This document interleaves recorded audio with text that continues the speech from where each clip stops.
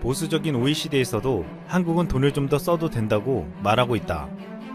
한국에서 재난지원금에 대한 논란이 일자 장하준 케임브리지대 교수가 한 말입니다. 장하준 교수는 한국은 재정이 엄청나게 건전한 나라라고 말하며 재난지원금은 전 국민에게 지급해야 한다고 말했습니다. 23일 진동 끝에 정부는 전 국민에게 재난지원금을 지원하는 것을 확정했습니다. 추가로 필요한 재원 3-4조 원은 적자국채를 발행해 조달하기로 했습니다. 하지만 앞으로 국회 인준을 받아야 하는데 현재 통합당은 반대를 하고 있는 것으로 알려져 있습니다. 통합당은 발목을 잡지 않겠다고 했지만 24일까지 홍당기 장관에게 22개의 공개 질문에 대한 답변을 요구했습니다. 무엇보다 이번 재난지원금에서 가장 논란이 되는 것은 지급 대상 범위였습니다. 최초 70%만 지급하자는 안과 100% 전국민에게 주자는 안이 팽팽하게 맞섰습니다. 결국 전국민에 지급하기로 가닥을 잡았지만 앞으로도 최종 결정이 되기까지 난항이 예상되자 일각에서는 바보야 문제는 타이밍이야 라는 경제 슬로건까지 나오고 있습니다. 지금 우리 경제는 큰 피해를 호소하며 하루가 다르게 무너져가고 있습니다. 우리나라는 감염병 사태 이후 3월 한 달만 일자리가 19만 5천 개가 줄었습니다. 비경제활동 인구 중 잠재적 실업자로 보는 인구는 236만 6천 명으로 1년 전보다 36만 6천 명이 늘었습니다. 2003년 이후 가장 높은 수치였습니다. 또한 무급휴직을 비롯해 일시적으로 일을 쉬는 사람은 160만 명으로 전년 대비 4배 늘었으며 취약계층의 생계 위협이 극에 달하고 있습니다. 이 때문에 한국의 정치권에서 논란이 거듭되며 지원금 지급이 늦어지고 있는 것이 지탄을 받고 있고 우리와 반대로 독일의 빠른 처리 속도가 비교되고 있습니다. 독일 연방정부는 3월 25일 7,500억 유로, 한화로 약 997조 원 규모의 경기부양책을 하원에서 통과시키고 이틀 만에 상원 통과까지 마쳤습니다. 독일 국민들은 의회 통과 직후 온라인으로 신청을 받았고 대다수 신청자는 신청 3일 만에 지원금을 받았습니다. 내외국인 여부나 지원 자격을 따지지 않고 서류 검사 등을 전혀 하지 않고 바로 지급했습니다. 독일은 GDP의 무려 30%에 달하는 대규모 경기부양책을 내놓고 208조 원 규모의 국채를 발행하여 선제적 조치를 취했습니다. 올라프 숄츠 재무장관은 사상 초기 위기 대처는 초기에 강하고 분명한 신호를 보내는 것이 중요하다고 역설했습니다. 또한 스위스는 신속한 소상공인 지원을 위해 주거래 은행을 통한 대출 방식을 도입했고 이 덕분에 3월 25일 마련한 20억 스위스 프랑, 한화로 약 25조 원 규모의 지원금 중 75%를 일주일 만에 7만 6천여 소상공인에게 대출해 주었습니다. 현재 독일이나 스위스뿐만 아니라 미국, 캐나다도 1, 2주 만에 정강석화처럼 지급되었습니다. 심지어 일본도 1인당 10만엔, 한화로 약 113만원을 현금으로 지급하는 방안이 오는 30일 국회에서 통과시킬 전망입니다. 한국은 방역은 가장 빠르게 했지만 긴급지원금 지급은 너무나도 느리다는 말이 나오고 있습니다. 일각에선 이렇게 어려운 상황에서 국가부채를 늘리면 나라가 위기에 흔들리는 게 아니냐는 우려를 제기하고 있습니다. 하지만 객관적인 지표와 전문가들의 의견은 한국은 안전하다는 것입니다.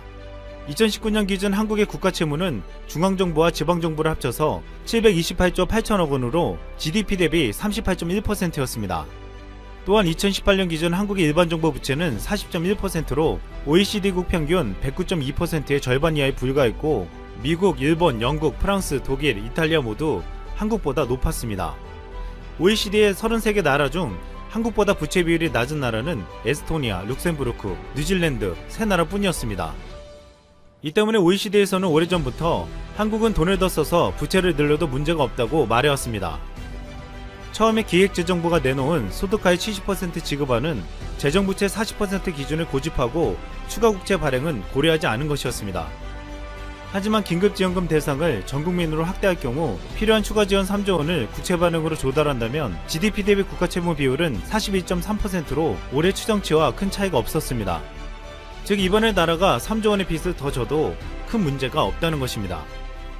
우리나라는 IMF 외환위기와 글로벌 금융위기를 겪은 경험에서 재정 건전성을 중요하게 여기며 이를 지키려고 하고 있습니다.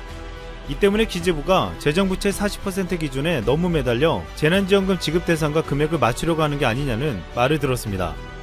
이는 선진국 어디에서도 사용하지 않는 기준이고 또한 지금의 상황과는 맞지 않다는 비판을 받았습니다. 이번 경기 침체는 지난 2008년도 글로벌 금융위기를 넘어 1930년대 대공황 수준이 될 것이란 위기감이 커지면서 각국은 대대적으로 자금을 풀어 경기 부양에 나서고 있습니다. 국내 경제 전문가들은 우리도 이를 피해갈 수 없기에 재정 건전성을 지키는 것보다 당장 무너지는 국민들을 긴급하게 지원하는 것이 더 중요하다고 말하고 있습니다. 또한 기재부가 70% 지급을 주장한 이유 중 하나인 앞으로 닥칠 위기에 대비해 예산을 남겨놔야 한다는 것도 현재 우리나라의 재정 건전성으로 볼 때 다른 나라보다 문제없이 대처할 수 있을 거란 전망도 나오고 있습니다. 실제로 감염병 사태로 무역금융 지원, 항공산업 지원에 각각 수십조가 들어갈 것이고 실업급여도 증가하며 그 손실은 오래갈 것이라고 예측되고 있습니다. 지금은 1차 충격이지만 앞으로 2차, 3차를 거치며 실업자들이 늘게 되면 국가보호망을 구축해야 최악의 상황을 면할 수 있을 것이라고 보고 있습니다. 장하준 교수는 18개월 안에 백신이 나온다는 전제 아래 경제가 온전히 옛날로 돌아가려면 2년 정도 걸릴 것이라고 전망했습니다. 18개월 뒤에 백신이 나온다고 해도 도산한 기업이 정비돼야 하고 실업자가 일자리를 찾아야 한다고 했습니다.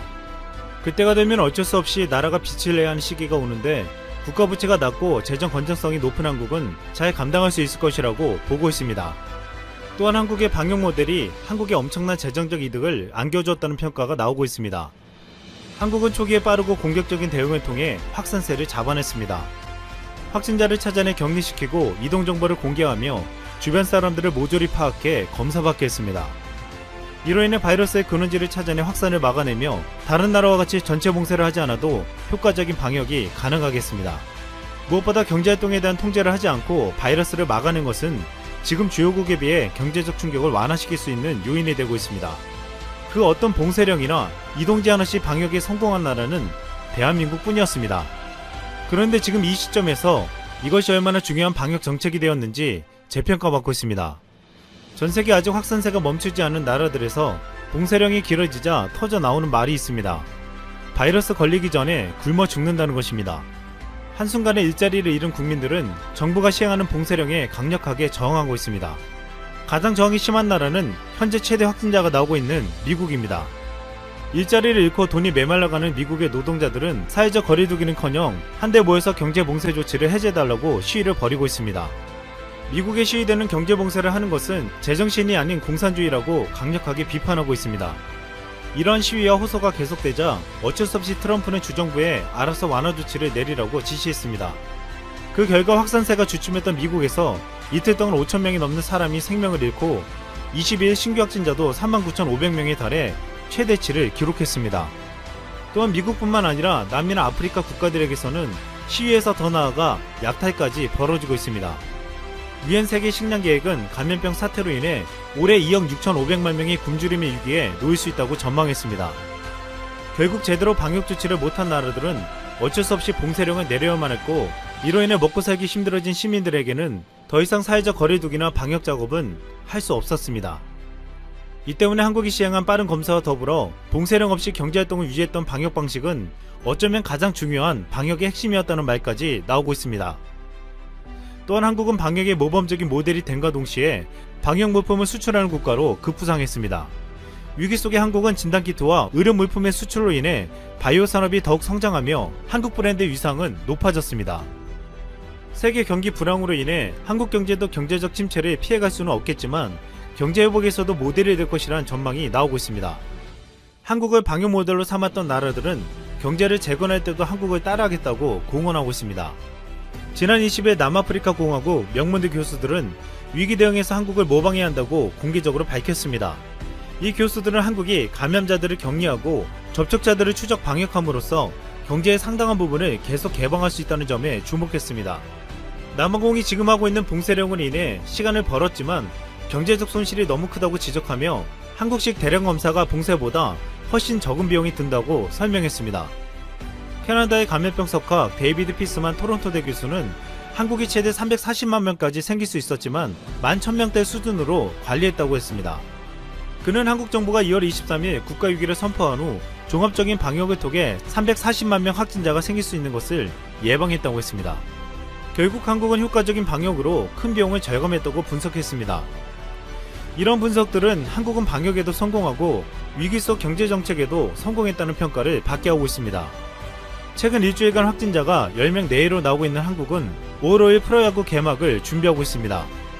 메이저리그가 중단되고 미국 ESPN이 한국 프로야구 중계권을 문의하면서 미국 야구 팬들에게도 KBO 리그가 주목을 받고 있습니다. 현재 미국 SNS 상에서는 저마다 이유를 들어서 KBO 팀들을 선택하겠다는 댓글들이 올라오고 있습니다. 미네소타 트윈스 팬이다. LG 트윈스를 응원하겠다. 행크 콩코가 코치로 있는 롯데 자이언츠 팬이 되겠다. 토론토 팬이다. 류현진이 뛰었던 하나 이글스를 응원한다. 또한 최근 북미에서 인기 있는 한국 브랜드인 삼성전자와 기아차로 인해서 이들 팀을 선택하겠다는 이들도 있었습니다. 지난해 세계 올해의 자동차상을 수상한 텔루라이드는 북미에서 폭발적인 인기로 웃돈을 줘야 살 수 있을 정도였고, 삼성전자의 가전은 지난해 미국 시장에서 시장 점유율 1위에 오르며 역대 최고를 기록했습니다. 미국의 야구 팬들은 그동안 낯익은 한국 브랜드를 단 팀들을 보며 이런 댓글을 남겼습니다. 난 기아차를 몰거든. 가자 타이거즈. 난 삼성TV를 좋아해. 라이온즈 파이팅. 이제 앞으로 미국인들은 방역에 성공한 한국을 부러워할 뿐만 아니라 안방에서 한국 야구를 보게 될 날이 찾아오게 될 수도 있을 것 같습니다. 이상. 현재 미국을 좌지우지하는 기업의 대부분은 IT 기업입니다. 시가총액을 1위부터 7위까지 살펴보면 애플, 마이크로소프트, 아마존, 페이스북, 알파벳 클래스 A, 알파벳 클래스 C, 테슬라 순서입니다. 테슬라를 제외하면 모두 IT 기업이죠. 이 중에서도 알파벳 클래스 A와 클래스 C는 구글입니다. 구글은 IT 공룡이라고도 불립니다. 특히 검색 시장의 영향력은 압도적이죠. 그런데 구글 지도에서 한글로 독도를 치면 검색이 되지 않는다는 문제가 제기되었습니다. 한글로 독도를 치면 지도에서 찾을 수 없다는 메시지가 떴죠. 이후 온라인에서는 불만 게시물이 폭주했습니다. 구글 지도의 독도 오류는 몇 달 동안 이어졌습니다. 관련 사실을 확인한 한국의 한 대학생은 송영길 더불어민주당 의원에게 메일을 보냈습니다. 송 의원은 당시 외교통일위원장을 맡고 있었습니다. 구글 지도에서 독도를 검색하기 위해서는 다케시마라고 검색을 해야만 뜹니다. 국회나 정부 차원에서 적절한 조치를 취해주세요. 메일을 확인한 송 의원은 즉각 조치에 나섰습니다. 구글에 수정을 요청한 것이죠. 현재는 독도 검색이 가능해지게 되었습니다. 구글 지도에 한글로 독도라고 검색하면 독도가 지도에 뜨고 관련 정보가 나옵니다. 영어로 독도라고 검색해도 동일한 결과가 나왔습니다. 더욱 의미 있는 건 광복절을 하루 앞둔 날 독도를 다시 찾을 수 있게 되었다는 겁니다. 송 의원은 제2언론사와의 인터뷰에서 이렇게 밝혔습니다. 만약 대학생의 제보가 아니었다면 우리는 구글 지도에서 독도를 찾을 수 없을 뻔했다. 구글 측은 지도를 수시로 업데이트하는 과정에서 오류가 난 것 같다고 해명했습니다. 대단히 궁색한 변명 아닌가요? IT 기업들은 오류만 나면 업데이트 과정의 문제였다고 말합니다. 구글의 실수로 한국은 독도라는 소중한 영토를 잃어버릴 뻔했습니다. 사실 이 문제는 구글만의 문제가 아닙니다. 미국 시가총액 1위 애플의 자체 지도 앱에서도 독도 검색이 안 돼 논란이 일었습니다. 지난 4월 온라인의 한 커뮤니티에 이런 게시물이 올라왔습니다. 애플 지도에서 독도 검색이 안 된다. 다른 지도와 달리 7.5km 축적에서부터 독도가 지워진다. 반면 구글 지도는 10km 축적에도 사라지지 않는다. 직접 확인해 본 결과 애플 지도에 독도라고 검색하면 울릉도 동남쪽에 위치한 대한민국의 영토 독도는 나오지 않았습니다. 대신 독도 상호명을 갖고 있는 식당이나 길 이름이 검색되었죠. 독도의 좌표인 37.24188로 131.865090을 검색해야 비로소 독도를 볼 수 있었습니다. 현재 애플은 자체 지도에 오픈스트리트맵을 활용하고 있습니다. 오픈스트리트맵은 참여형 무료 지도 서비스입니다. 개인이 정보를 직접 입력할 수 있고 위치 정보를 추가해 기록할 수 있습니다. 따라서 이용자가 문제 리포트 기능을 사용해 독도 명칭 삭제를 요청하면 애플 지도에서 독도 명칭이 제거될 수 있다고 합니다. 그런데 문제는 이뿐만이 아니었습니다. 애플의 독도 관련 논란은 예전부터 이어져 왔습니다. 2012년에는 독도의 행정구역을 분쟁 지역으로 인식했습니다. 한국과 일본 중 한쪽으로 표기하지 않고 공란으로 남겨두었죠. 그리고 2016년에는 독도의 행정구역을 일본의 행정구역 중 하나인 오키노시마로 표기했었습니다. 2018년에는 독도에 다케시마 칸유 무반치라는 이름을 병기했습니다. 칸유 무반치는 일본어로 정부가 소유한 번지 없는 땅이라는 의미입니다. 애플 사용자들은 이 문제에 관해서 거세게 항의를 했습니다. 그러자 독도로 수정되었습니다. 같은 일이 반복되자 한국 네티즌들은 분노했습니다. 국내에서는 애플 불매 운동을 벌이자는 목소리도 있었습니다. 국제사회에서는 독도를 분쟁 지역으로 인식하는 경우가 많습니다. 정부와 민간 차원에서 계속 수정을 요청하고 있지만 아직 고쳐야 할 곳은 많습니다. 국제기구나 주요 국가기관에서도 마찬가지입니다. 현재 가장 뻔뻔한 태도를 보이는 곳은 세계보건기구 WHO입니다. 한국 시민들의 항의와 국제청원에도 아직까지 한국 지도에서 독도와 울릉도를 삭제한 오류를 바로잡지 않고 있습니다. 사이버 외교 사절단 방크는 지난 3월 WHO 사이트의 일본 지도에만 독도, 울릉도가 표기되어 있는 것을 발견했습니다. 독도뿐 아니라 울릉도마저 한국의 영토에서 제외한 것입니다. 방크는 곧바로 항의하고 오류 시정을 촉구했습니다. 하지만 받아들여지지 않았고 방크는 한 달 뒤 세계 최대 규모 청원 사이트 change.org에 청원을 올렸습니다. WHO는 도대체 누구를 위한 국제기구인가요? 하지만 WHO는 아직까지 오류를 바로잡지 않고 있습니다. 이 정도로 책임감도 없고 무능한 국제기구가 또 있을까요? 코로나 사태에서 보여준 무능함이 실수가 아니었음을 증명하는 듯합니다. 현재 WHO의 주요 메뉴 중 국가정보 서비스에서 한국을 클릭해 나오는 한국 지도에는 여전히 독도와 울릉도가 보이지 않습니다. 반면 일본 정보 소개 페이지에 나오는 일본 지도에는 독도와 울릉도가 확인됩니다. 국제사회에서 충분히 오해할 수 있는 상황입니다. 마치 독도와 울릉도가 일본에 속해 있는 것으로 말이죠. 국제기구의 자료는 특히 중요합니다. 방크는 시정을 거부하는 WHO를 압박하기 위해 다시 항의 캠페인을 시작했습니다. 방크는 캠페인의 취지를 이렇게 밝혔습니다. WHO가 올바른 한국 정보를 제시하는 것은 한국을 위한 것이 아니라 코로나로 인해 정확한 정보를 구하는 세계인들을 위한 일이다. 많은 한국인과 재외 동포들이 적극적으로 WHO에 항의를 해달라. 마지막으로 미국 중앙정보국 CIA 사이트에도 오류가 있습니다. CIA 사이트 첫 화면 메뉴 라이브러리에서 맵 오브 CIA 온라인 세계 지도를 방문해 사우스 코리아를 클릭하면 2018년 지도가 PDF와 JPG 파일로 나옵니다. 지도에는 한국과 일본 사이 바다 이름이 Sea of Japan, 일본어로 표기되어 있습니다. 또한 독도는 리앙쿠르록수로 적혀 있죠. 리앙쿠르록수는 일본이 한국의 독도 소유권을 인정하지 않기 위해 제3국에 홍보하는 이름입니다. 1849년 독도를 발견한 프랑스 포경선 리앙쿠르호에서 따온 명칭이죠. 결국 CIA는 바다와 독도 이름 모두 일본의 주장을 그대로 표기한 셈입니다. 오류는 여기서 끝이 아니었습니다. 독도를 강원도 관할섬으로 표기했습니다. 울릉도는 1900년 강원도, 1906년 경상남도로 각각 편입됐다가 1914년부터는 경상북도에 귀속되어 있습니다.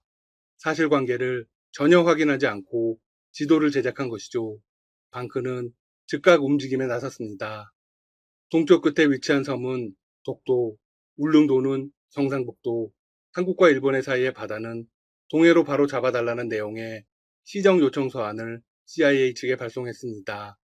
그리고 관련 지도와 자료들을 동봉했습니다. CIA 사이트의 내용은 상당히 중요합니다. 전 세계 국가기관과 더불어 교육기관, 출판사, 구글 등 포털 사이트에서 복제되고 인용되기 때문입니다.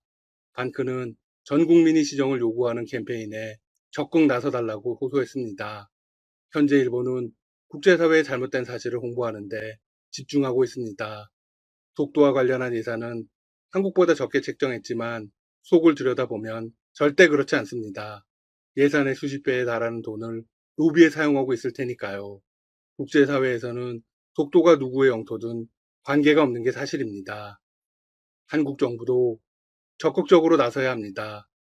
독도의 실효 지배력을 강화하고 국제사회에서 한국 영토라는 사실을 강하게 각인시켜야 합니다. 닥터시사TV도 계속 동참하겠습니다. 시청해주셔서 감사합니다. 구독과 좋아요 부탁드립니다.